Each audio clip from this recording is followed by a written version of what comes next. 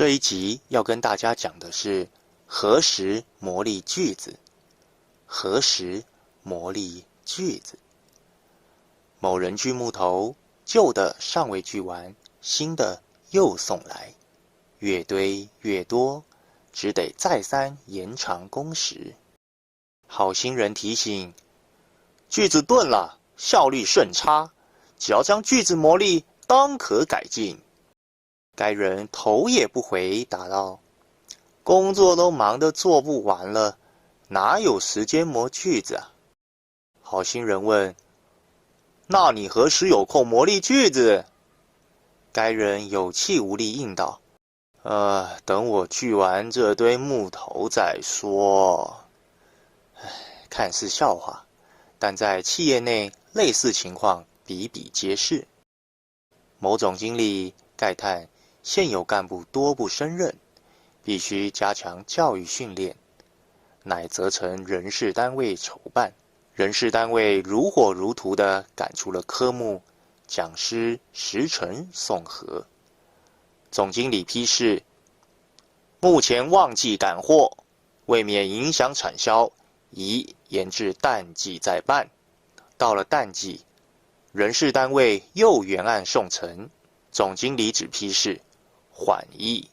人事单位由高阶主管口中得知原意竟是生意不好，获利衰退，哪有闲钱办训练呢？原来许多企业对教育训练的重视，不过是心血来潮的口号罢了，又如何能怨人才不济与不济呢？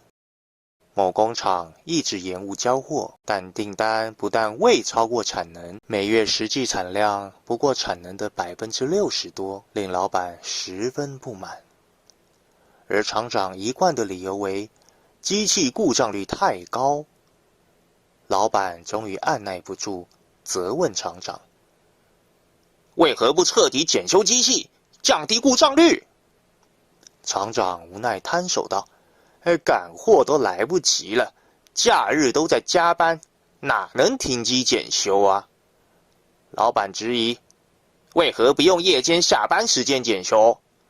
厂长说：白天连加班已累了一天。老实说，就算白天班断然停机检修也值得。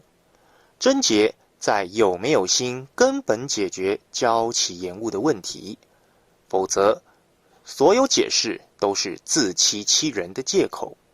不少人为了进修，买了不少好书，也希望能静下来详细批读，故置于书柜，并下定决心，有空时要好好读一些书。于是书越买越多，时间却越来越少，永远抽不出空读书。有什么事比先磨砺句子更重要呢？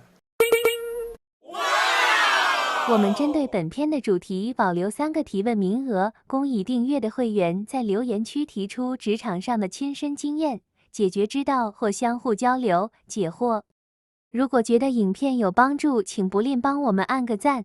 如果觉得频道有帮助，请不吝使用免费订阅。